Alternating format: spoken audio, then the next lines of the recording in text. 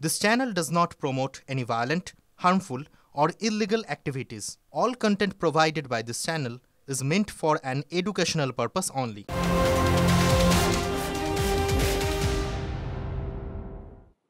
নমস্কার, আরো একবার স্বাগত আপনাকে টিভি9 বাংলায়। ফুল অ্যান্ড ফাইনাল নিয়ে আত্রের সঙ্গে আমি দীপ রয়েছি। আর শুরুতেই আমরা যে খবরে নজর রাখবো, টানা আমরা দেখিয়ে যাচ্ছি আপনাদের কিভাবে দেশ জুড়ে একের পর এক বিমান বাতিল হওয়ায় সংকটে পড়তে হচ্ছে যাত্রীদের। আর এবার বোধহয় সেই সমস্যার খানিকটা সুরাহা হলো, কারণ দেশ জুড়ে ব্যাপক চাপের মুখে পড়ে এবার খানিকটা শিথিল হতে হলো ডিজিসিএ কে। দেশ জুড়ে বিমান বিভ্রাটের পর নতুন নিয়ম বেশ খানিকটা প্রত্যাহার করলো ডিজিসিএ। একাধিক নতুন নিয়মের জেরে বিপাকে পড়ে ইন্ডিগো সহ একাধিক বিমান সংস্থা। যেমন পাইলটদের কাজের সময়, পরিকাঠামো সংক্রান্ত সমস্যার জেরে কর্মী সংকট দেখা যায়, পাইলট পাওয়া যাচ্ছিল না। লাগাতার 72 দিন ধরে একের পর এক বিমান বাতিল করতে বাধ্য হয় ইন্ডিগো, যার ফলে গোটা দেশ জুড়ে যাত্রী বিক্ষোভ আছড়ে পড়ছিল বিমানবন্দরগুলোয়। আর সেই যাত্রী বিক্ষোভের মুখে পড়ে অবশেষে নিয়ম খানিকটা শিথিল করলো ডিজিসিএ।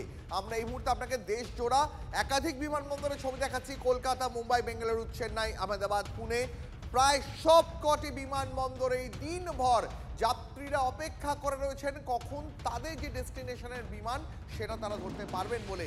যাত্রী বিক্ষোভ আছড়ে পড়েছে। এবার সেই সমস্যার খানিকটা সুরাহা কি মিলবে? কথা বলবো, আমাদের প্রতিনিধি সুমন মহাপাত্র আমাদের সঙ্গে রয়েছেন।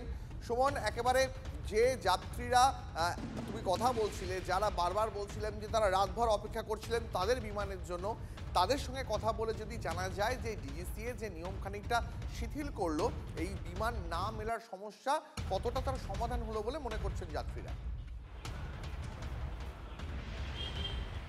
দেখো, ডিজিসি এর তরফ থেকে ওই উইকলি রেস্টের যে রেস্ট্রিকশন ছিল সেটা উইথড্র করা হয়েছে এবং ডিজিসি এর ডিজি ফয়েজ আহমেদ কিরওয়াই তিনি কিন্তু অ্যাপিল করেছেন যাতে ইন্ডিগো সহ সব পাইলটের যারা সংগঠনগুলো রয়েছে তারা যাতে সবাই কাজে ঝাঁপিয়ে পড়ে।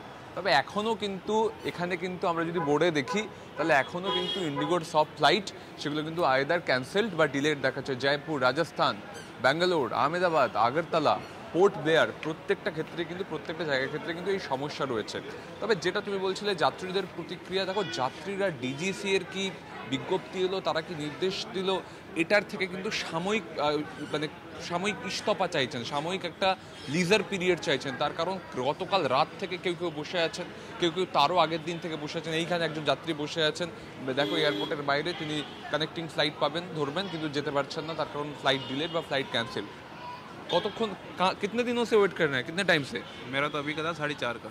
4:30 का ওয়েট করে আছেন পরপর এরকম দেখা যাচ্ছে। আমি আরও যদি সামনের দিকে যাই দ্বীপ, তাহলে দেখাতে পারবো তোমাকে যে এয়ারপোর্টের বাইরে থেকে ভিড় এবং প্রত্যেকে কিন্তু অপেক্ষা করে রয়েছেন কখন তাদের ফ্লাইট আসবে। এমনও অনেকে রয়েছেন দ্বীপ যাদের গত পরশু দিনের ফ্লাইট ছিল, রিস্কিডিউল হতে আজকে এসে আজকেও ফ্লাইটটা ক্যান্সেল হয়ে গেছে। সেই জায়গায় দাঁড়িয়ে ডিজিসি এর এই যে বিজ্ঞপ্তি এবং তাদের যে উইথড্রয়াল নোটিশ, এটা কতক্ষণে কার্যকরী হবে সেদিকেই কিন্তু তাকিয়ে রয়েছেন এই যাত্রীরা। দ্বীপ, একেবারেই তাই সুমন। এই মুহূর্তে আপনাদের ছবি দেখাচ্ছি। চাপে পড়ে পিছু হটতে হলো ডিজিসিএ কে। দেশ জুড়ে বিমান বিভ্রাটের পর নতুন নিয়ম প্রত্যাহার করলো ডিজিসিএ, যার ফলে এবার ধীরে ধীরে পরিষেবা স্বাভাবিক হবে এমনটাই মনে করা হচ্ছে। যে যাত্রীরা এতক্ষণ ধরে হয়রান হতে হচ্ছিল, যারা হয়রানির শিকার হচ্ছিলেন, কি বলছিলেন সেই যাত্রীরা শোনাবো আপনাদের। कलकत्ता पे कल शाम की हुई, फिर वो कैंसिल हो गई। अब वो आज शाम की थी 4 बजे की, अब वो भी कैंसिल हो गई। बड़ी दिक्कत। हाँ, और हम लोगों को दिल्ली से फिर मेरठ भी जाना है, मिसिज को परसों अमेरिका जाना है। तो अब हम लोग ऐसे फंसे हैं कि ना इधर के ना उधर के। কোনো রকমের কোনো ওরা হেল্প করছে না, যে ক্যান্সেল ফ্লাইট বা কিছু অল্টারনেটিভ ফ্লাইট তো কিছু রকমের এরকম হেল্প করলো না, কিছু নেই। অ্যান্ড দেন আমরা স্ট্যান্ডার্ড অন্য যেগুলো ফ্লাইট আছে ওইগুলো বহুত এক্সপেন্সিভ, যেগুলো লাস্ট মিনিটে একদম 40-50,000 যাচ্ছে, যেগুলো আমাদের জন্য বহুত কষ্ট হচ্ছে। এখানে শুনলাম যে আমাদের ticket flight is cancel for Port Blair trip. We are main for Andaman and নিকোবরে যাবো বলে ঠিক করেছি ফ্যামিলি গ্রুপে। কিন্তু এখন কি হয়েছে, আমার সঙ্গে যারা যাবে তারা চলে গেছে ব্যাঙ্গালোর থেকে, কিন্তু আমরা যেতে পারিনি, আমরা টাকা হয়ে আছি। আজকে সম্পূর্ণ প্যাকেজটা আমাদের মিস হয়ে আছে। इंडिगो की फ़्लाइट थी दिल्ली से कलकत्ता, तो हम मेरे ख्याल से 12 घंटे बैठे रहे हैं वहाँ पे। फिर लोगों ने बहुत कहा है, पहले तो बोले कैंसिल हो गई 9:30 बजे तक, तो फिर रात को 10 बजे एकदम बोर्डिंग हुई है, उसके बाद यहाँ पहुँचे। जाना था, औरंगाबाद को जाना था, मैं परसों से यहाँ हूँ।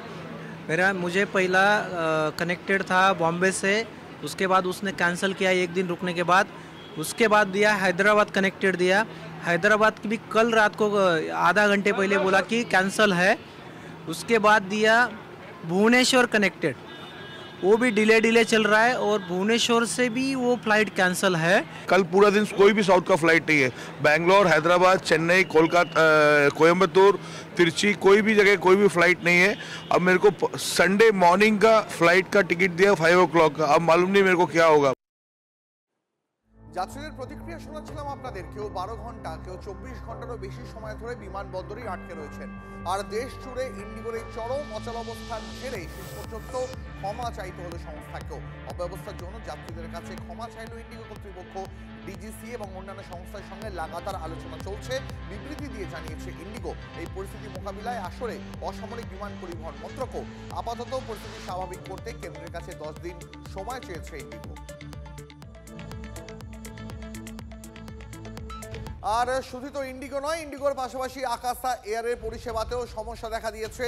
ওয়েবসাইটে অনলাইন বুকিং চেক ইন করতে যাত্রীদের সমস্যা হচ্ছে, একথা স্বীকার করে নিয়েছে আকাশা এয়ার কর্তৃপক্ষও। দুর্ভোগ এড়াতে যাত্রীদের কাছে তারাও একটু সময় চেয়েছে এবং যাত্রীদের বিমানবন্দরে কিছুক্ষণ আগে এসে পৌঁছানোর পরামর্শ দিচ্ছে। কোনো সমস্যা হলে আকাশা এয়ারের হেল্পলাইনে ফোন করারও পরামর্শ দেওয়া হয়েছে। দ্রুত সমাধানের আশ্বাস মিলেছে কর্তৃপক্ষের কাছ থেকে।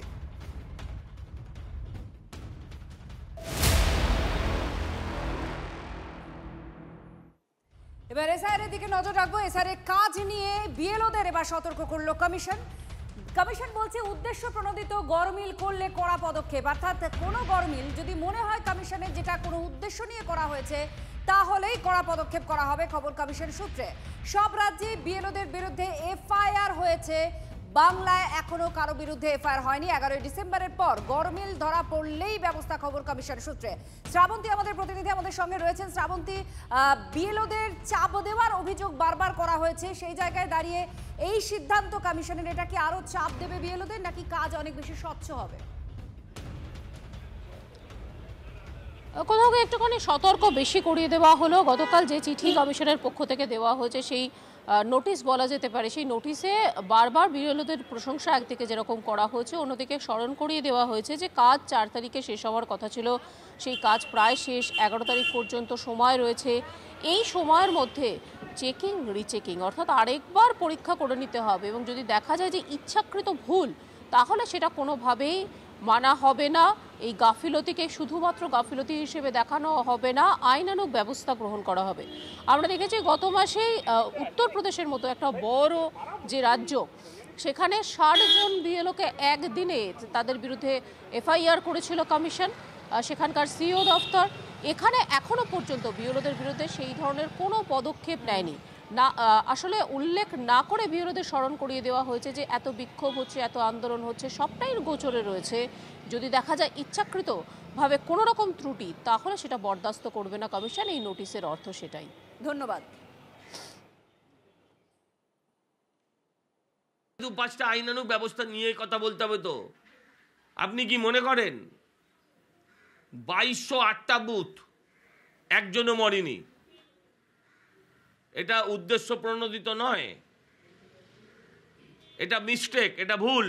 ব্যবস্থা কেন নেয়নি? বিহারে যদি ব্যবস্থা নেয়, এখানে ভয় পাচ্ছে নাকি? ভুল হতে পারে, এত বড় একটা প্রজেক্ট ভুল হবে না এরম কথা নেই। বিষয়টা হচ্ছে কোনটা ভুল আর কোনটা ইচ্ছাকৃত সেটা বুঝতে হবে, আর ট্রায়াল অ্যান্ড এরর হবে, তার মধ্যে দিয়েই বেরোতে হবে। কিন্তু 100 ভাগ তো ছেড়ে দিন, যেদিকে এখন আছে, যে অবস্থায় আছে, তাতে 50 ভাগ হবে কিনা আমার সন্দেহ হচ্ছে। তন্ময় ঘোষ, তৃণমূল কংগ্রেস মুখপাত্র, এই মুহূর্তে আমাদের সঙ্গে রয়েছেন। তন্ময় বাবু, কি বলবেন? কারণ আপনারা বারবার অভিযোগ করেছেন বিএলওদের উপরে অত্যধিক চাপ দেওয়া হচ্ছে। এবার কমিশন বলছে যদি তারা মনে করে কোনো গরমিল ইচ্ছাকৃত, তাহলে তারা পদক্ষেপ করবে। না, নির্বাচন কমিশনের হাতে ক্ষমতা আছে, 324 নম্বর ধারা অনুযায়ী তারা ক্ষমতা গ্রহণ করতেই পারেন কিন্তু আবার একই জিনিস বারবার মনে করিয়ে দিতে হয়। সেখানে সুপ্রিম কোর্ট একটি মামলায় বলেছিলেন যে এই ক্ষমতা অসীম, কিন্তু তার মধ্যেও একটা গণ্ডি বেঁধে দেওয়া আছে, তারা যা ইচ্ছে তাই করতে পারেন না। এই যে মানবিকতার দিকটা, তাদের এই দিকটাও তুলে ধরা উচিত। ভারতের জাতীয় নির্বাচন কমিশন তো রাষ্ট্রের জন্যই, আমাদের দেশের মানুষদের জন্য। সেই দেশের মানুষদের কি হচ্ছে সেটা একটু খবর না রেখে ঠান্ডা ঘরে বসে এই ধরনের হুমকি দেওয়াটা বোধহয় অসাংবিধানিক। কারণ ওনাদের চাপে পশ্চিমবাংলা ছেড়ে দিন, আমি কাল পরশুতে দেখছিলাম উত্তরপ্রদেশের বিএলও সুইসাইড করেছেন, একজন বলছেন আমি আর পারছি না। এই যে পরিস্থিতি, কেন এই পরিস্থিতি তৈরি হচ্ছে সেই বিষয়ে ওনাদের আরো ডিটেলসে ভাবনা চিন্তা করা উচিত। এটা অত্যন্ত অনাকাঙ্ক্ষিত এবং জবরদস্তি করে একটা রাজনৈতিক দলের হয়ে কাজ করার অপপ্রচেষ্টা। ধন্যবাদ।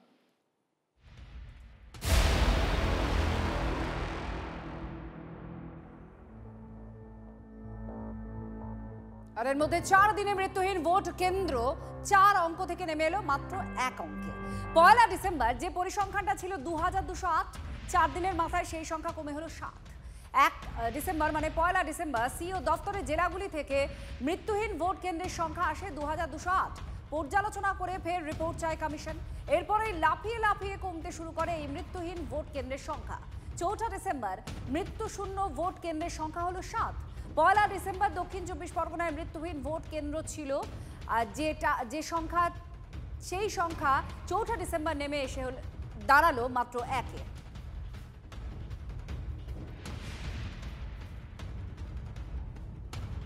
পুলিশকে কমিশনের চিঠি সার, সিইও অফিসের সামনে বারবার বিক্ষোভে প্রশ্নের মুখে পুলিশ। 144 ধারা জারি, তা সত্ত্বেও এলাকায় কিভাবে বিএলওদের বিক্ষোভ, এই প্রশ্ন তুলে কমিশনকে কড়া পদক্ষেপের আর্জি শুভেন্দুর। বিএলও বিক্ষোভে তৃণমূলের মুখোশধারীরা গুন্ডামি করছে অভিযোগ তুলেছেন বিরোধী দলনেতা। সিইও অফিসের নিরাপত্তা বাড়াতে আগেই সিপিকে চিঠি দেয় কমিশন। পুলিশ কার্যত নীরব দর্শক, এক্ষেত্রে কটাক্ষ করেছে বিজেপি। কাজে ফাঁকি দিয়ে কেন বিক্ষোভে? বিক্ষোভকারী বিএলওদের বিরুদ্ধে শাস্তির আর্জি জানিয়েছে বিজেপি। ইলেকশন কমিশন অফিসে সব রাজনৈতিক দল আসবে যাবে, ওই জায়গাটা সকলের জন্য অবারিত দ্বার এবং প্রোটেক্টেড। ইলেকশন অফিসের সামনে যেভাবে নন বিএলওরা, তৃণমূলের গুন্ডারা হুলিগানিজম করছে আর ইলেকশন কমিশন টলারেট করছে, পুলিশ এটা অ্যালাউ করছে, এটা নিয়েও ইলেকশন কমিশন সাংবিধানিক বডি, আর্টিকেল 3 to 4-এ তাদের যথোপযুক্ত ক্ষমতা দেওয়া আছে, তারা কেন এটাকে অ্যালাউ করছে এটাও আমি বলেছি। সি অফিসে যারা জমায়েত হয়েছে সেই পুলিশ কর্তৃপক্ষের কাছে আমরা বলবো অবিলম্বে আপনারা তদন্ত করুন, কারণ বিএলওর নাম করে মুখোশধারী তৃণমূল কংগ্রেসের এই জাতীয় হামলাকে বরদাস্ত করা যায় না। আর আমি ইলেকশন কমিশনের কাছে আমরা বলবো যে সমস্ত বিএলওরা কাজ ফেলে আন্দোলন করছে তাদের বিরুদ্ধে কঠোর শাস্তিমূলক ব্যবস্থা নিন, সাসপেন্ড করুন, এফআইআর করুন, প্রয়োজন বোধে চাকরি ছেদের ব্যবস্থা করুন। তার কারণ যারা রাষ্ট্রীয় কাজকে ফেলে তৃণমূলের কাজকে প্রাধান্য দেবে তাদের চাকরিতে থাকার কোনো নৈতিক অধিকার নেই। চোখে তালা, মুখে তালা, কানে তালা দিয়ে বসে রয়েছে। আমাদের সহকর্মীদের লাশ, ডেড বডি হয়ে যাচ্ছে, সব অসুস্থ পড়ে যাচ্ছেন, কিন্তু উনি কথা শুনতে চাইছেন না। No response, no positive response. তাহলে আমরা কি বলবো না? আমাদের কথা ওনার কাছে পৌঁছে দিতে আমরা বাধ্য হয়েছি। এসআইআর সময়সীমাটা মিনিমাম 6 মাস করতে হবে, যেহেতু এই সময়ের মধ্যে ডিজিটালি করা যাচ্ছে না। 24 তারিখে আমরা ডেপুটেশন গিয়েছিলাম, যে দাবিগুলো নিয়ে গিয়েছিলাম সেই দাবির মধ্যে একটাও মানে খুব কম জিনিস আমাদের পূরণ হয়েছে।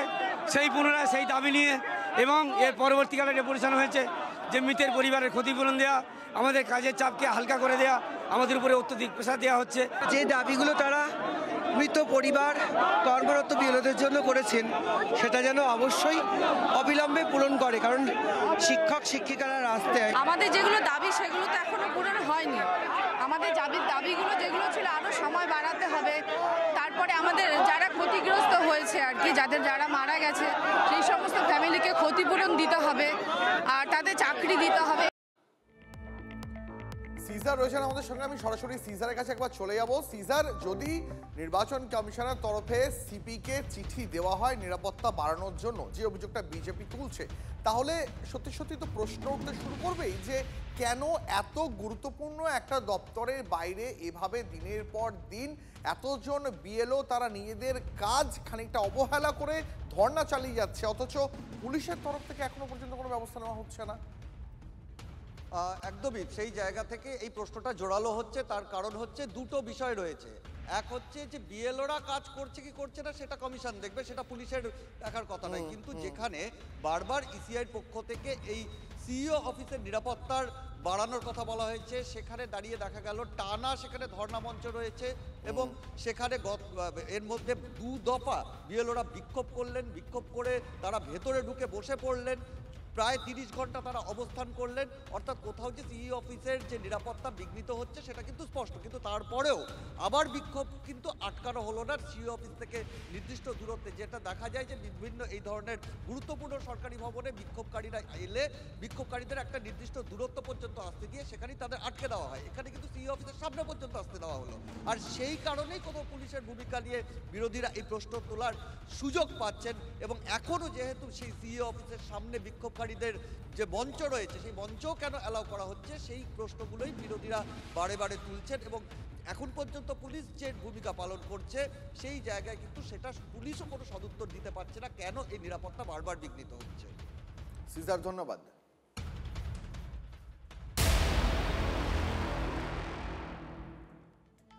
এবার চোখ রাখবো বীরভূমে, কারণ কমিশনের বিশেষ পর্যবেক্ষক সুব্রত গুপ্ত তিনি বীরভূমে গিয়েছেন। সিউড়িতে জেলা শাসকের দপ্তরে সর্বদল বৈঠক বিশেষ পর্যবেক্ষকের। গত রাতেই বোলপুরে পৌঁছে যান। বোলপুরের রাঙাবিতানে রাত্রিবাস করেন। কমিশনের নজরে একাধিক বিধানসভায় অস্বাভাবিক ভোটার বৃদ্ধি, আর সেটা নিয়ে মূলত কথা হবে। হিমাদ্রি আমাদের প্রতিনিধি আমাদের সঙ্গে রয়েছেন। হিমাদ্রি, ঠিক কী ধরনের অভিযোগ এই এসআইআর নিয়ে এসেছে যেখানে বিশেষ পর্যবেক্ষক তিনি কথা বলতে পারেন? দেখো, ইতিমধ্যেই কিন্তু এই যে জেলা শাসকের দপ্তর, সেই জেলা শাসকের দপ্তরে বৈঠক শুরু হয়ে গিয়েছে। এখন সমস্ত রাজনৈতিক দলের সাথে একটি বৈঠক হচ্ছে। সেখানেও মূলত এসআইআর নিয়েই সেই বৈঠকে আলোচনা হবে। একাধিক রাজনৈতিক দল, বিশেষ করে বিজেপির পক্ষ থেকে কিন্তু এই যে ব্লক রয়েছে, একাধিক ব্লক থেকে কিন্তু বিভিন্ন অভিযোগ দায়ের করা হয়েছে নির্বাচন কমিশনে। সেই সমস্ত বিষয়গুলিকে একদিকে যেমন খতিয়ে দেখা হবে, রাজনৈতিক দলগুলির কি বক্তব্য রয়েছে সেই সমস্ত যেমন শোনা হবে। পাশাপাশি অত্যাধিকভাবে যে ভোটার সেটা বেড়ে গেছে, কোথাও দেখা যাচ্ছে 585টা 2002 সালে ভোটার রয়েছে, এখন দেখা যাচ্ছে সেখানে গিয়ে 582 জন সেখানে ফর্ম ফিল আপ করে দিয়েছেন, অর্থাৎ মাত্র 3 জন সেখানে করেননি। এই ধরনের বিভিন্ন অভিযোগ কিন্তু করা হয়েছে যে মাত্র 3 জন কি, তাহলে যদি ধরে নেওয়া যায় 3 জনেই মৃত্যু হয়েছে, তাহলে কি 3 জনের মৃত্যু হয়েছে 23 বছরে? এই ধরনের একাধিক অভিযোগ কিন্তু বিরোধীরা তুলেছে এবং সেই অভিযোগ দায়ের করা হয়েছে। তুমি জানো, একজন বিএলওকে কিন্তু ইতিমধ্যেই সরানোও হয়েছে কিন্তু নির্বাচন কমিশনের পক্ষ থেকে। সব মিলিয়ে কিন্তু এই পুরো বিষয়টা আজ খতিয়ে দেখা হবে। এই যে সর্বদলীয় বৈঠক, সেই সর্বদলীয় বৈঠকের পরে একাধিক ব্লকের বিডিও তাদের ডাকা হয়েছে, জেলা শাসক রয়েছেন, অতিরিক্ত জেলা শাসক রয়েছেন এবং নির্বাচন দপ্তরের আধিকারিকরা রয়েছেন। তাদের সবার সাথে কিন্তু এই জেলা শাসকের বৈঠক যে দপ্তর রয়েছে সেখানে বৈঠক হবে এবং এই এসআইআরকে যাতে সম্পূর্ণ নির্ভুলভাবে করা যায় সেক্ষেত্রে কি কি করতে হবে, পাশাপাশি কি অভিযোগ এতদিন এসেছে সেই অভিযোগগুলিকে খতিয়ে দেখলে কি কি ব্যবস্থা নেওয়া হবে, এই সমস্ত বিষয় কিন্তু আজ শুনছিলেন। আমাদের প্রতিনিধি জানাচ্ছিল সিউড়ি বা বীরভূম থেকে এসেছে সেই অভিযোগগুলো কেন, কি কিসের ভিত্তিতে তৈরি হয়েছে, এগুলোই মূলত আলোচনা করা হচ্ছে আজকে। বিডিওদেরও এই বৈঠকে বিডিওরাও আছেন। আরও আপডেট আমরা নেব বৈঠক শেষের পর। আর এই মুহূর্তে যে খবরে নজর রাখতে হবে, ডুপ্লিকেট ভোটারকে শনাক্ত করতে নয়া সফটওয়্যার চালু নির্বাচন কমিশনের। বৃহস্পতিবার থেকেই চালু হয়ে গেছে এই নতুন সফটওয়্যার ডেমোগ্রাফিক সিমিলার এন্ট্রিজ। এই বিশেষ সফটওয়্যার একই নাম, ঠিকানা বা অন্যান্য ব্যক্তিগত তথ্যের মিল খুঁজে দ্রুত চিহ্নিত করতে পারবে। ইআরওরা দেখতে পারবেন কোথায় বিএলওরা ভুল তথ্য বা একই ব্যক্তির নাম এন্ট্রি করেছেন। ভুল নজরে পড়লে ইআরওরা বিএলওদের ভুল শুধরে নিতে বলতে পারবেন। আমাদের প্রতিনিধি শ্রাবন্তী আমাদের সঙ্গে রয়েছেন। শ্রাবন্তী, এই নির্বাচন কমিশনের নতুন যে সফটওয়্যার, সেই সফটওয়্যার কিভাবে কাজ করবে এবং কিভাবে এই এসআইআর প্রক্রিয়াকে আরও দ্রুত গতিতে কমপ্লিট করার জন্য সাহায্য করবে, একটু বিস্তারিত জানতে চাই। এবং যখন থেকে এই অবজারভাররা এসেছেন একের পর এক বিষয়ের উপরে নজর রাখা হয়েছে নির্বাচন কমিশনের পক্ষ থেকে, যাতে কোনো রকম সমস্যা তৈরি হলে সেটাকে ফের সেটা নিয়ে ব্যবস্থা করতে পারে কমিশন। এই ডুপ্লিকেট ভোটার ধরতে কমিশনের নতুন সফটওয়্যার, সেটা ডেমোগ্রাফিক সিমিলার এন্ট্রি, অর্থাৎ যদি কেউ দুবার এন্ট্রি করে দিয়ে থাকেন বা কোনো রকম ভুল হয়ে থাকে, বারবার আমরা একটা অভিযোগ শুনি যে কেউ যদি কারোকে হঠাৎ করে বাবা বলে পরিচয় দিয়ে বিভিন্ন ধরনের আইডেন্টিটি কার্ড বানিয়ে নেয়, তাহলে সেক্ষেত্রে কমিশন কি করতে পারে। কমিশনের আশা এই সফটওয়্যারের মাধ্যমে অনেকটাই এআই প্রযুক্তিতে নির্ভর করছে, এটা তার উপর নির্ভর করে এই ধরনের ভুল এন্ট্রি করতে পারবে কমিশন। বুঝতে পেরেছি, ধন্যবাদ শ্রাবন্তী। এবার একটা আজব ছবি দেখাবো। পার্টি অফিস, সেই পার্টি অফিস হচ্ছে সিপিএম এর, কিন্তু ক্যাম্প করেছে কে? বিজেপি। এটা অবাক করার, কিন্তু এটা সত্যি হয়েছে। হাবড়ার উপনে এলাকায় সিপিএম এর পার্টি অফিসের মধ্যে ব্যানার টাঙিয়ে বিজেপির সিএএ ক্যাম্প আর এসআইআর সহায়তা ক্যাম্প খুলেছে। ৯ দশকে তৈরি এই পার্টি অফিসে বিগত কয়েক বছর ধরেই তালা বন্ধ ছিল। তালা খুলে সেখানে ক্যাম্প করলেন বিজেপির কর্মীরা। স্থানীয় সিপিএম নেতৃত্বের বক্তব্য কি না, যার কাছে পার্টি অফিসে চাবি থাকতো সেই কর্মী বিজেপির সঙ্গে হাত মিলিয়ে এই কাজ করছেন। এটা হচ্ছে সিপিএম এর বয়ান। পরিস্থিতি শান্ত রাখতে হাবড়া থানার পুলিশ পার্টি অফিসের চাবি আবার তুলে দেয় সিপিএম নেতৃত্বের হাতে, কিন্তু ঘটনা সামনে আসতেই কটাক্ষ ছুড়ে দিয়েছে তৃণমূল। মানে পার্টি অফিস দখল ফখল কিছু না, একটা সিএ ক্যাম্পের ব্যাপারে কথা বলেছিল, উনি বলেছিল যে করতে, এবার যেহেতু করেছে এবার সবাই ভাবছে যে ওটা নাকি দখল হয়েছে। আমি যতদূর জানি এটাই, তাছাড়া আর কিছুই না। বিজেপির তো ব্যানার দিয়ে ওখানে ক্যাম্প করা হয়েছিল কালকে। কোথায়? না না, ব্যানারের ছবি রয়েছে। না আমি এই বিষয়ে সেরকম কিছু জানি না। যেহেতু এই সিএ ব্যাপারটা আমি জানি যে এটা ক্যাম্পের কি চলছিল, মানে ওখানে একটা ক্যাম্প করতে চেয়েছিল, কিন্তু পার্টি অফিস দখল ফখল এগুলো একটা উড়ো খবরই। এরা দল বিরোধী কাজ করেছে এবং বিজেপি হিসাবে গোপন আতায়াত করেছে এবং তাদের মানে হাইলাইট করার জন্য, এবং আগামী দিনে সে বিজেপিতে যাবে তার আগে এই পরিকল্পনা ঘটনাটা ঘটিয়েছে। মানে এটা কি বিজেপির হাতে পার্টি অফিস দেওয়ার একটা চক্রান্ত কি মনে করছেন? চক্রান্ত চলছিল। সিপিএমের কার্যালয় ছিল ওটা অনেক আগে, এবং বর্তমানে ওটা ছিল না, এবং যারা ওইটার দায়িত্বে ছিলেন যেমন খোকন মহন্ত মূলত ছিলেন, আরও অনেকেই ছিলেন। তো বললেন, আমি বলেছিলাম প্রথমে যে ওখানে এটা করবে তো একটা বিতর্ক আসতে পারে, তো বললো না আমরাই তো ছিলাম, আমরাই আবার করছি, ওতে অসুবিধা কিছু নেই, ওখানে বিরোধিতা করার কেউ নেই। খোকন মহন্ত কি আপনাদের পার্টির সদস্য? হ্যাঁ, এখন পার্টির সদস্য। উনি একসময় সিপিএম করতেন এবং সিপিএমের পঞ্চায়েত সদস্যও ছিলেন।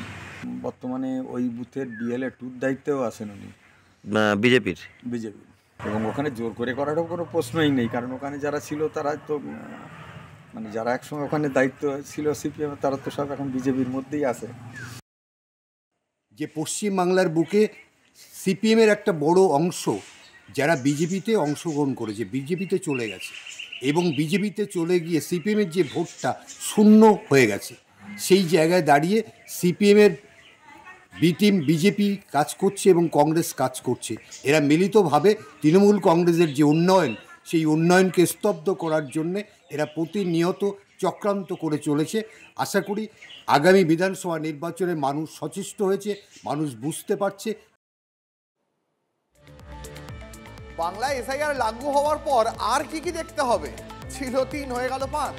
এসআইআর ফর্ম বাড়িতে আসেই চক্ষু চড়কগাছ বনগাঁর বাসিন্দা রবীন্দ্রনাথ বিশ্বাসের।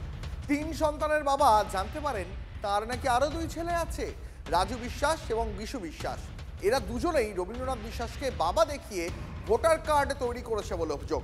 গাইঘাটার বিডিওর কাছে লিখিত অভিযোগ দায়ের। রাজু এবং বিশুকে তিনি চেনেন না দাবি করেছেন ওই ব্যক্তি। বিষয়টি খতিয়ে দেখার আশ্বাস দিয়েছেন গাইঘাটার বিডিও নীলাদ্রি সরকার। এমনি ফ্যামিলিতে 5 জন মানুষ, আমার ফর্ম পেয়েছি 7খানা। আচ্ছা, দুটো ফর্ম ওটা কোথা থেকে এসছে জানি না, যেটা আমার না, আমার ছেলে না, যে আমাকে মানে বাবা বলে ও ফর্ম দুটো ওখান থেকে এসছে। আচ্ছা আচ্ছা, আমি ও 5টা রেখে ও দুটো আবার বিএলের কাছে ফেরত দিয়েছি। ভিডিও যাতে এই নামগুলো কেটে বাদ দিয়ে দেয়, সেই জন্য সেই দাবিটা করছি আমি।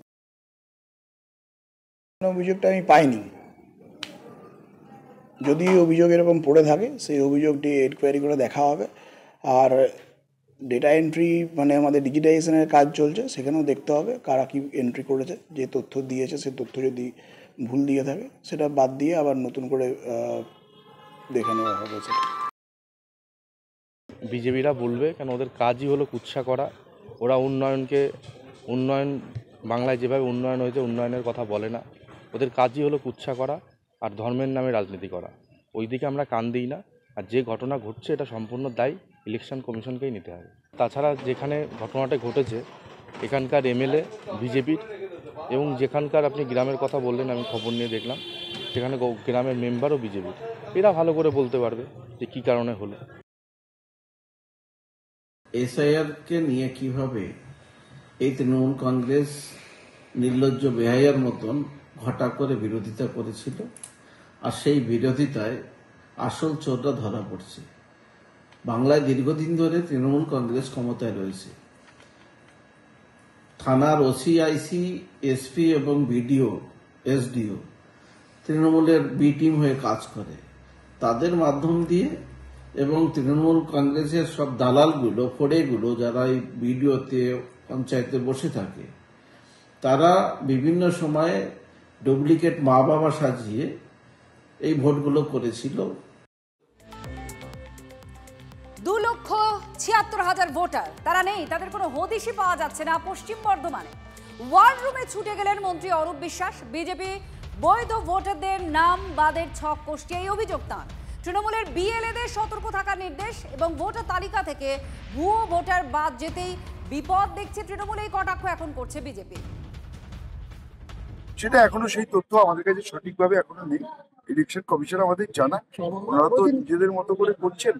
আমাদের বিএলও টুরা যা তথ্য চাইছে আমরা বিএলওর কাছ থেকে সেই তথ্যগুলো পাচ্ছি না, বা ইয়ারোর কাছ থেকে সেই তথ্যগুলো পাচ্ছি। যতক্ষণ না পাবো সে বিষয়ে কোনো মন্তব্য হবে না। এটা টোটাল সংখ্যা দাঁড়াচ্ছে প্রায় 3-3.5 লাখের মতো। এই 3-3.5 লাখ ভোটার এতদিন ধরে ভোটার লিস্টে ছিল শুধু আমাদের জেলায়। প্রত্যেকটা জেলায় তাহলে ধরে রাখুন, আমাদের জেলায় তো বর্ডার এরিয়া নয়।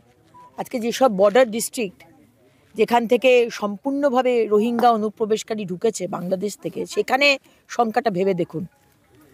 এই কারণে কি মমতা ব্যানার্জি আপনি এসআইআরকে করতে দিতে চাইছেন না? এই যে এরা, এই যে 3 লক্ষের মতো আসানসোল জেলার যে ভুতুরে ভোটার, মৃত ভোটার, তারা তো এতদিন ভোট দিয়ে এসেছিল, তাই না? আপনার ক্যাডাররা তো তাদের নামে প্রত্যেকটা বুথে ভোট দিয়ে এসেছে। আমরা বুঝতে পারছি আপনি কেন এত ডেসপারেট এসআইআরকে বন্ধ করতে। প্রায় 10 বার গিয়েছে সব বাড়িতে, এখনো যাচ্ছে। সো যেখানে এটা বিএলও, লোকাল বিএলএ মিটিং করে ওদের ওপিনিয়নও নেওয়া হয়েছে। ये সবগুলো এএসডি মার্কিং মানে আমরা কনফার্ম করে, লোকাল যে বিএলএরা আছে কনফার্ম করে একাধিকবার, মিনিমাম 3 টাইমস, বাট এই বাড়িগুলোতে তো মিনিমাম 10 বার যাওয়া হয়েছে। এগুলো করে এএসডি মার্কিং করা হয়েছে। হুমায়ুন কবির আদালত আর বাবরি মসজিদ, এই খবরের দিকে আমরা নজর রাখবো। মুর্শিদাবাদে হুমায়ুনের মসজিদ ইস্যুতে হস্তক্ষেপই করলো না কোর্ট, এবং সেখানে ঠিক কি হলো, কোর্ট কি বলছে? শান্তি বজায় রাখার দায়িত্ব হচ্ছে রাজ্যের। এটা কলকাতা হাইকোর্ট বুঝিয়ে দিয়েছে যে আইন শৃঙ্খলার বিষয়টা রাজ্য সরকারকে দেখতেই হবে, কারণ এটা তাদের এখতিয়ারভুক্ত। সম্প্রীতি নষ্টের আশঙ্কা করেছেন আবার বিকাশ রঞ্জন ভট্টাচার্য, সাংসদ, বাম সাংসদ এবং আইনজীবী।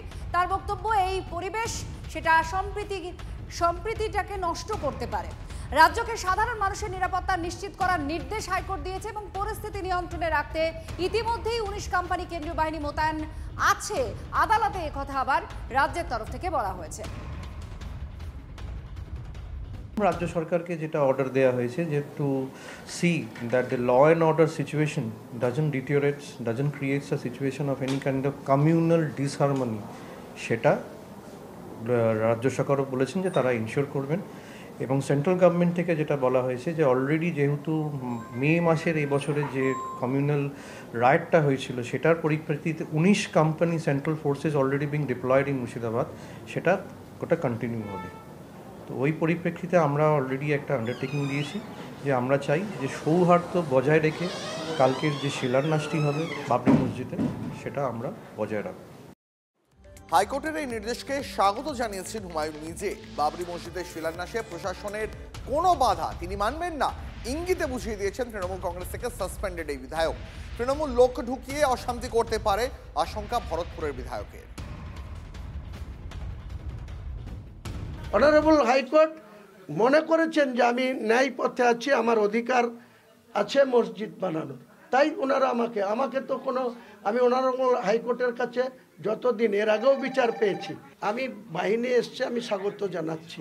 ল অ্যান্ড অর্ডার দেখুক ওনারা। আমি আশা করছি হাইকোর্ট, অনারেবল হাইকোর্ট যখন বলেছে যে আমি কোনো বেআইনি কাজ করছি না, আমি কনস্টিটিউশনকে সামনে রেখে এটা মসজিদ করছি, স্বাভাবিকভাবেই এখানে রাজ্য প্রশাসন আমাকে হেল্প করবে। এবং এছাড়া আমার 2000 ভলেন্টিয়ার থাকবে এই এলাকার। আমার নিজস্ব 10টা ড্রোন ক্যামেরা বেলডাঙ্গা থেকে রেজিনগরের এই এনএইচ তার সংলগ্ন জায়গায় থাকবে কাল সকাল থেকে। ড্রোন ক্যামেরাতে সব কে কি করছে, কে আইন ভাঙছে না কে ওখানে কনস্টিটিউশনসি করছে, কেউ ভেতরে লোক ঢুকিয়ে দিয়ে এখানে গন্ডগোল লাগার, তাকে বাড়ি থেকে ধরে নিয়ে আসবে। হ্যাঁ, এখানে তৃণমূলের অনেক খেলা আছে। অনুষ্ঠান করতে না বলার কোনো প্রশ্নই নেই। যদি বলে সেটা ইগনোর করব। যে কোনো জায়গাকে বাবরি মসজিদ বললেই সেটা বাবরি মসজিদ হয়ে যায় না। বাবরি মসজিদ একটাই, ভারতবর্ষের সংখ্যালঘুদের আস্থা ও বিশ্বাসের কেন্দ্রস্থল। বরং এটা করে হুমায়ুন যেটা করছেন, সংখ্যালঘুদের সেই আস্থা এবং বিশ্বাসে আঘাত দিচ্ছেন। স্বাভাবিকভাবে আমরা কখনোই চাইব না এটা নিয়ে কোনো অপ্রীতিকর পরিস্থিতির তৈরি হোক। তার জন্য যদি কেন্দ্রীয় বাহিনীও মোতায়েন হয়, তো কেন্দ্রীয় সরকারের বাহিনী, তো আমরা চাইব যাতে শান্তি এবং সৌহার্দ্যের বাতাবরণ সেটা বজায় থাকে। তার জন্য রাজ্য সরকার যা যা প্রিভেন্টিভ মেজার নেওয়ার নিয়েছে। ছুঁচো মেরে হাতগন্ধ করার রাজনীতি আমাদের করার প্রয়োজন নেই। যা পাপ তা তো তৃণমূল কংগ্রেস করেছে, অতএব পাপের ভাগীদার তৃণমূল কংগ্রেসকে হতে হবে এবং তাতে সাধারণ মানুষের নিরাপত্তার ব্যবস্থাও রাজ্য প্রশাসনকে করতে হবে। একদম সঠিক বক্তব্য আদালতের। আর আমরা মনে করি এটা তৃণমূল সাম্প্রদায়িকতা উস্কে দেওয়ার জন্য হুমায়ুন কবিরকে দিয়ে এই জাতীয় আওয়াজ তুলিয়েছিল। আর এখন দেখা যাচ্ছে ওদের পোষা সাপই এখন ওদেরকে ছোবল মারতে যাচ্ছে। অতএব সেই কারণে যাতে সাম্প্রদায়িকতা যাতে না ছড়ায়, যাতে স্বাভাবিকভাবে জনজীবন ঠিক থাকে, তা দেখার দায়িত্ব রাজ্য সরকার। আগামীকাল বেলডাঙ্গায় বাবরি মসজিদের শিলান্যাসে অনড় হুমায়ুন। তার আগে এলাকা পরিদর্শনে হুমায়ুন নিজেই। সকাল থেকেই শিলান্যাসের প্রস্তুতি খতিয়ে দেখছেন। রাজ্যের পরামর্শে সেখানে মোতায়েন করা হয়েছে 19 কোম্পানি কেন্দ্রীয় বাহিনী। 24 ঘন্টা আগে ছবিটা ঠিক কেমন জানবো আমাদের প্রতিনিধি কৌশিকের কাছ থেকে। কৌশিক, 24 ঘন্টা আগে হুমায়ুন কবির দল থেকে সাসপেন্ড হয়েছেন, আর 24 ঘন্টা পরে তিনি অনড় বেলডাঙ্গাতেই বাবরি মসজিদের শিলান্যাস করবে। এই মুহূর্তে ছবিটা ঠিক কি এলাকার এবং এতটা কনফিডেন্স কি করে হুমায়ুন কবির পাচ্ছেন? আর একবার সেই ছবিটা দেখাচ্ছি আপনাদের, পাশাপাশি দুটো ছবি এই মুহূর্তে দেখাচ্ছি। কাল বেলডাঙ্গায় বাবরি মসজিদের শিলান্যাস, সেই শিলান্যাসে এখনো পর্যন্ত হুমায়ুন অনড় রয়েছেন। তিনি নিজে আজ সকালে এলাকা পরিদর্শন করেন। সকাল থেকেই শিলান্যাসের প্রস্তুতি চলছে, সেটা খতিয়ে দেখেন তিনি। ইতিমধ্যেই রাজ্যের পরামর্শে সেখানে 19 কোম্পানি কেন্দ্রীয় বাহিনী মোতায়েন রয়েছে। কৌশিক আমাদের প্রতিনিধি একদম ঘটনাস্থল থেকে আমাদের সঙ্গে রয়েছেন। কৌশিক, 24 ঘন্টা পরে বাবরি মসজিদের শিলান্যাস, এই মুহূর্তে ছবিটা ঠিক কি এবং হুমায়ুন কবির এতটা কনফিডেন্স কিভাবে পাচ্ছেন? কারণ 24 ঘন্টা আগে তিনি দল থেকেও সাসপেন্ড হয়ে গেছেন। দেখো, একদমই দেখো, 24 ঘন্টাও কিন্তু আর সময় নেই। কাল সকাল 8টাতেই চলে আসবেন হুমায়ুন কবির।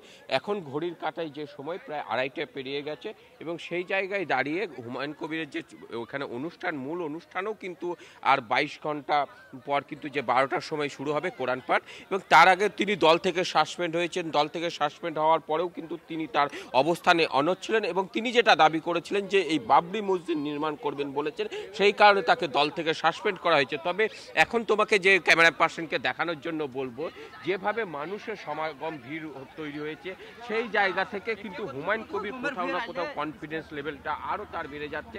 তুমি দেখতে পাচ্ছ যেভাবে তাকে ঘিরে ধরে মানুষজন রয়েছে এলাকায়, সেই জায়গা থেকে তিনি একটি বাড়তি সাহস পাচ্ছেন এবং তাকে দল বহিষ্কারের কথা যেমনটা তুমি বলছিলে সাসপেন্ড করেছে, তারপরেও তিনি বলেছিলেন যে আগামীকাল অর্থাৎ 6 তারিখ যে মসজিদের শিলান্যাস সেটা হবে, সেই শিলান্যাসের পথে কিন্তু তিনি এগিয়ে চলেছেন।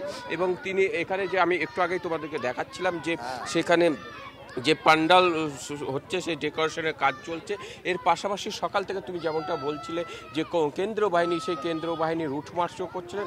হুমায়ুন কবির যিনি এখন রয়েছেন সেই যেখানে শিলান্যাস হবে অনুষ্ঠান তার পাশেই কিন্তু তাকে ঘিরে একটা উন্মাদনা তুঙ্গে এবং তাকে ঘিরে কিন্তু সাধারণ মানুষ ঘিরে ধরে রেখেছে এবং তাদের মধ্যে কিন্তু একটা বাড়তি উত্তেজনা তৈরি হয়েছে যে কালকে যে শিলান্যাসের অনুষ্ঠান ঘিরে, এবং তারা সকলেই উৎসাহী রয়েছে। সেখান থেকে হুমায়ুন কবির আরও কিছুটা অক্সিজেন পাচ্ছে বলে মনে করছে।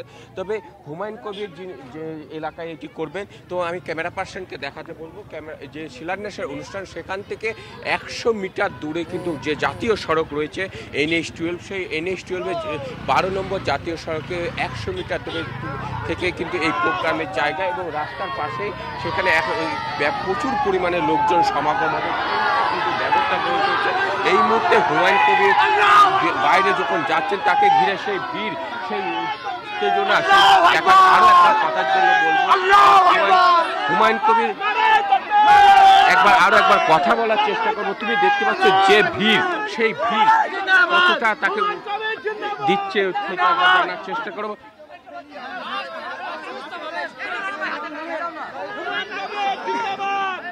হুমায়ুন দা এই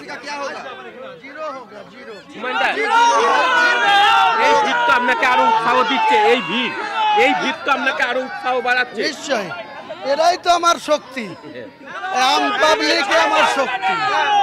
আগামীকাল তো এই যে এখন থেকে ভিড় চলেছে, আগামীকালকে আসতে দেন, ঢেউ হয়ে জনতা আসবে। ঢেউ বন্যাতে যেমন পানির ঢেউ আছে সেরকম হুমায়ুন কবির আত্মবিশ্বাসী রয়েছেন এবং তিনি বলছেন যে এখানে মানুষজন ঢেউ হয়ে আসবেন। সেই বিষয়ে আজ থেকে যেভাবে তাকে লোকজন ঘিরে রেখেছে এবং তাদের মধ্যে যে উন্মাদনা রয়েছে। দীপ, হিন্দি চ্যানেলে আমরা সেই ছবি দেখতে পেলাম এবং হুমায়ুন কবির নিজেই বলছেন যে এই ভিড়, এই জনতার উন্মাদনা, এটাই তার সব থেকে বড় শক্তি। অনেক ধন্যবাদ কৌশিক।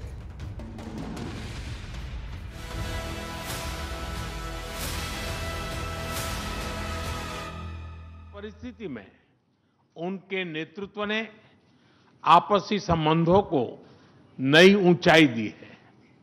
भारत के प्रति इस गहरी मित्रता और अटूट प्रतिबद्धता के लिए मैं राष्ट्रपति पुतिन का, मेरे मित्र का हृदय से आभार व्यक्त करता हूं। फ्रेंड्स, पिछले 8 दशकों में विश्व में अनेक उतार चढ़ाव आए हैं। मानवता को अनेक चुनौतियों और संकटों से गुजरना पड़ा है और इन सब के बीच भी भारत रूस मित्रता एक ध्रुव तारे की तरह बनी रही है। परस्पर सम्मान और गहरे विश्वास पर टिके ये संबंध समय की हर कसौटी पर हमेशा खरे उतरे हैं। आज हमने इस नींव को और मजबूत करने के लिए सहयोग के सभी पहलुओं पर चर्चा की। आर्थिक सहयोग को नई ऊंचाइयों पर ले जाना हमारी साझी प्राथमिकता है। इसे साकार करने के लिए आज हमने 2030 तक के लिए एक इकोनॉमिक कोऑपरेशन प्रोग्राम पर सहमति बनाई है। इससे हमारा व्यापार और निवेश डाइवर्सिफाइड, बैलेंस और सस्टेनेबल बनेगा और सहयोग के क्षेत्रों में नए आयाम भी जुड़ेंगे। आज राष्ट्रपति पुतिन और मुझे इंडिया रशिया बिजनेस फोरम में शामिल होने का अवसर मिलेगा। मुझे पूरा विश्वास है कि ये मंच हमारे बिजनेस संबंधों को नई ताकत देगा। इससे एक्सपोर्ट, को प्रोडक्शन और को इनोवेशन के नए दरवाजे भी खुलेंगे।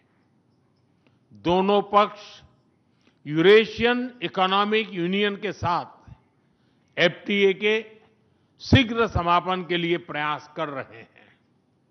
कृषि और फर्टिलाइजर के क्षेत्र में हमारा करीबी सहयोग फूड सिक्योरिटी और किसान कल्याण के लिए महत्वपूर्ण है। मुझे खुशी है कि इसे आगे बढ़ाते हुए अब दोनों पक्ष साथ मिलकर यूरिया उत्पादन के प्रयास कर रहे हैं। फ्रेंड्स, दोनों देशों के बीच कनेक्टिविटी बढ़ाना हमारी मुख्य प्राथमिकता है। हम आईएनएसटीसी, नॉर्दर्न सी रूट, चेन्नई व्लादिवोस्टोक कॉरिडोर पर नई ऊर्जा के साथ आगे बढ़ेंगे। मुझे खुशी है कि अब हम भारत के सी फेरर्स की पोलर वाटर्स में ट्रेनिंग के लिए सहयोग करेंगे। यह आर्कटिक में हमारे सहयोग को नई ताकत तो देगा ही, साथ ही इससे भारत के युवाओं के लिए रोजगार के नए अवसर बढ़ेंगे। उसी प्रकार से शिप बिल्डिंग में हमारा गहरा सहयोग मेक इन इंडिया को सशक्त बनाने का सामर्थ्य रखता है। यह हमारे विन विन सहयोग का एक और उत्तम उदाहरण है, जिससे जॉब्स, स्किल्स और रीजनल कनेक्टिविटी सभी को बल मिलेगा। ऊर्जा सुरक्षा भारत रूस साझेदारी का मजबूत और महत्वपूर्ण स्तंभ रहा है। सिविल न्यूक्लियर एनर्जी के क्षेत्र में हमारा दशकों पुराना सहयोग क्लीन एनर्जी की हमारी साझा प्राथमिकताओं को सार्थक बनाने में महत्वपूर्ण रहा है। हम इस विन विन सहयोग को जारी रखेंगे।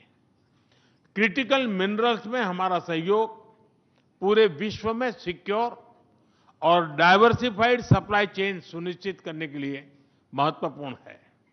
इससे क्लीन एनर्जी, हाईटेक मैन्युफैक्चरिंग और न्यू एज इंडस्ट्रीज में हमारी साझेदारी को ठोस समर्थन मिलेगा।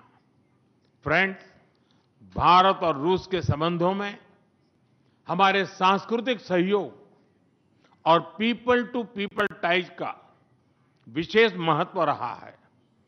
दशकों से दोनों देशों के लोगों में एक दूसरे के प्रति स्नेह, सम्मान और आत्मीयता का भाव रहा है। इन संबंधों को और मजबूत करने के लिए हमने कई नए कदम उठाए हैं। हाल ही में रूस में भारत के 2 नए कॉन्सुलेट्स खोले गए हैं। इससे दोनों देशों के नागरिकों के बीच संपर्क और सुगम होगा और आपसी नजदीकियां बढ़ेगी।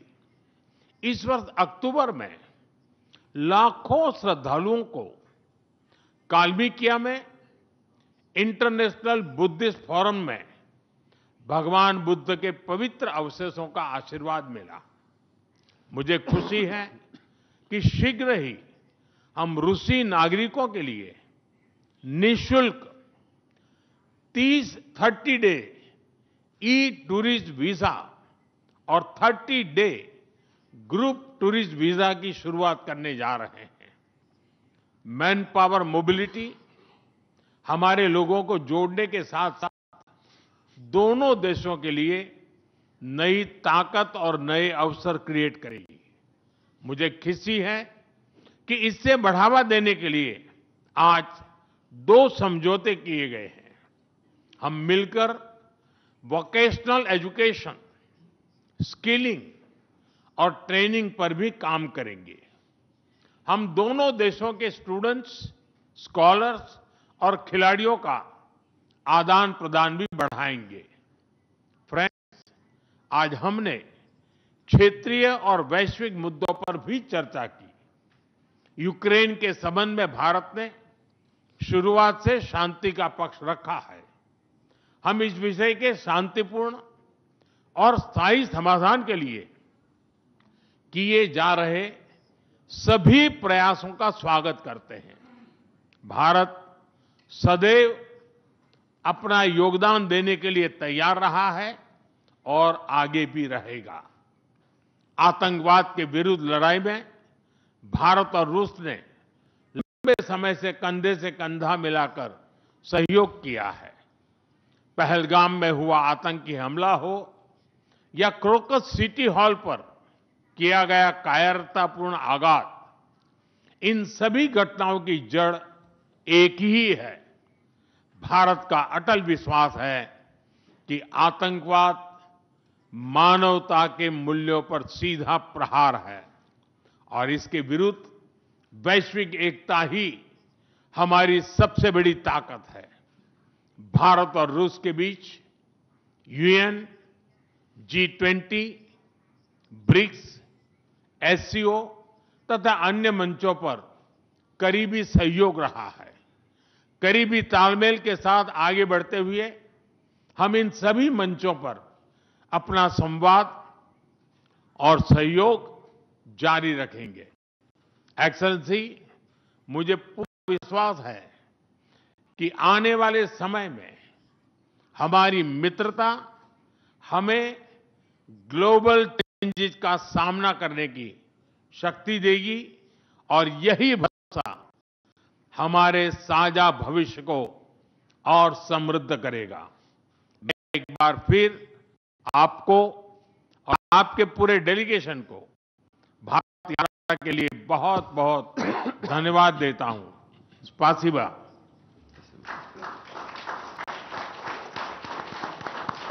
Thank you, sir.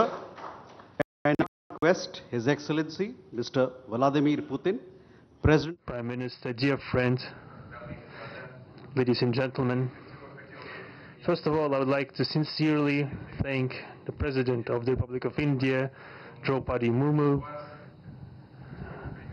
you personally, distinguished Prime Minister, and all our Indian colleagues for the warm and hospitable welcome accorded to the Russian delegation. The negotiations that we've just had with the Indian colleagues, and as well as our talk yesterday with distinguished Mr. Modi in the form of Taylor said at his residence, the dinner was great. I would like to thank you for this sign of attention. These talks were very useful. They were held in a constructive and a friendly atmosphere in the spirit of Gulshan কলোনিতে আজ সকালে আগুন লাগে একটা ফ্ল্যাটে, রঙের কারখানা। সেই কারখানাতে আগুন লেগে যায়। একটা বহুতলের নিচেই এই কারখানাটি ছিল। দমকলের 8টি ইঞ্জিন গিয়ে আগুন নিয়ন্ত্রণে আনে আর ভেতরে দাহ্য পদার্থ অর্থাৎ অনেক কেমিক্যাল থাকার জন্য আগুন নেভাতে বেগ পেতে হয় দমকলকে। রঙের কারখানার পাশে একটা জুতোর কারখানাও ছিল, আগুনে সেটা ক্ষতিগ্রস্ত হয়। ঘিঞ্জি এলাকা, একের পর এক কারখানা আগুন লাগতে থাকে। কারখানাগুলিতে আদৌ আগুন নেভানোর কোনো ব্যবস্থা আছে কিনা সে নিয়ে প্রশ্ন উঠছে, তবে কোনো হতাহতের খবর নেই।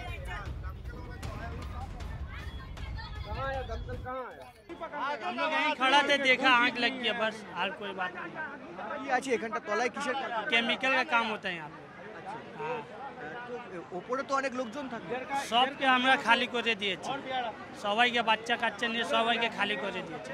ক্ষয়ক্ষতি কিছু হয়েছে ওপরে? না, কিছু হয়নি, এখন কিছু শুনিনি হয়েছে কিছু। এখানে আগুন লেগেছে সেটা আমরা দেখেন না, এবারে কি হয়েছে না হয়েছে আমরা জানি না। আমাদের খবর হয়েছে কি ভাই আগুন লেগেছে, আমরা ছুটে এসেছি, লোকজন বার করে নিয়েছি। এবারে কি কেমিক্যাল এবার আমরা শর্টলি বলতে পারবো না।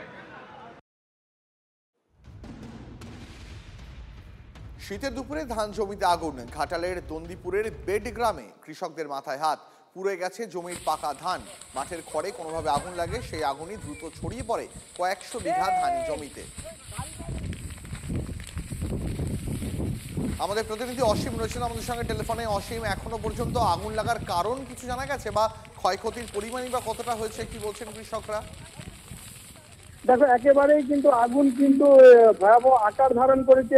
দমকল সূত্রে যেটা খবর, যে সম্ভবত হয়তো মাঠে যে ধান কাটা হয়েছিল মেশিন দিয়ে, সেই ধানের যে খড় তাতেই কিন্তু আগুন লাগানো হয়েছিল। কেউ বা কারা আগুন লাগিয়ে দিচ্ছে, যার জন্য আগুন কিন্তু এই ভয়াবহ আকার ধারণ করেছে। দেখো, দুপুরের বেলা কিন্তু মাঠে এখনো বিঘের পর বিঘে জমি পাকা ধান রয়েছে, সেই ধানও কিন্তু উড়িয়ে গিয়েছে। সব থেকে দমকলে যেটা দুশ্চিন্তা বাড়াচ্ছে, পাশাপাশি একাধিক বসত বাড়ি রয়েছে। আগুন যে পরিমাণে প্রতিনিয়ত বাড়ছে, যদি ভয়াবহ আকার ধারণ করে বা লোকালয়ের মধ্যে আগুন যদি চলে যায় তাহলে কিন্তু একাধিক বাড়ির ক্ষেত্রে একটা বিপজ্জনক হয়ে দাঁড়াবে। বুঝতে পারছি অসীম, নজর রাখো। অনেক ধন্যবাদ তোমাকে।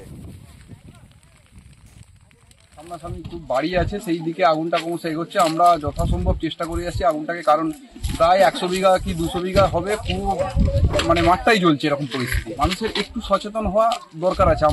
আমি ফায়ার ব্রিগেডের পক্ষ থেকে একটু আবেদন করব যে আপনারা এইভাবে কখনোই নেড়া পুরানোর জন্য কখনোই এগিয়ে যাবেন না, কারণ আপনি পুড়িয়ে দিয়ে চলে আসলেন কিন্তু আস্তে আস্তে বাড়ি ঘর দূরের দিকে চলে যাচ্ছে, কারো ধানের গোলাটা পুড়ে যাচ্ছে। সেই জন্য এখন এই যা পরিস্থিতি, আগুন আয়ত্তে আনতে এখন অনেক আমাদের একটু সময় লাগবে। কারণ প্রত্যেকটা আমাদের পুরো টিম কাজ করছে এবং গ্রামবাসী সহযোগিতা করছেন, দিয়ে আমরা এখনো চেষ্টা করে যাচ্ছি। জামিন পেলেন কালীঘাটের কাকু। শর্ত সাপেক্ষে তাকে জামিন দেওয়া হয়েছে। প্রাথমিক নিয়োগ দুর্নীতি মামলা, সেই মামলাতেই সুজয় কৃষ্ণ ভদ্রের জামিন মঞ্জুর করেছে কলকাতা হাইকোর্ট। একাধিক শর্ত রয়েছে। এর আগে তিনি গৃহবন্দী ছিলেন, কিন্তু এবার জামিন পেলেন, সেক্ষেত্রে একাধিক শর্ত দিয়েছে আদালত।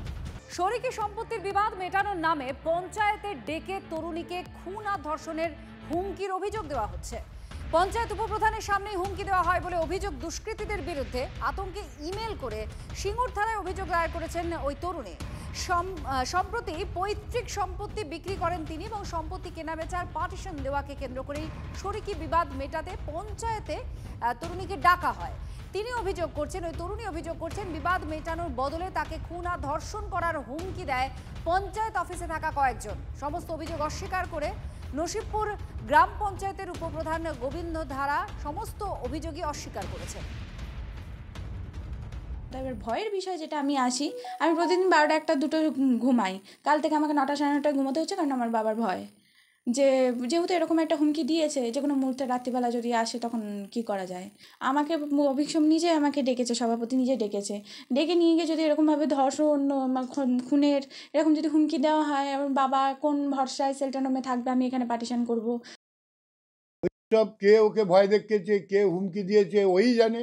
ভদ্র মহিলা বলি সে বলছে বাড়ি থেকে বেরোতে পারছে না। পারিবারিক ওদের সম্পত্তি, যেখানে দীর্ঘদিন একটা বাস্তু আছে, সেই বাস্তুটাকে ও কখনো কি ইন্টারচেঞ্জ করতে পারে? মেজ্জেটু ছিল, সেও তো পরিষ্কার বলেছে আমরা এইটা বরাবর আছে, এটাই থাকবে।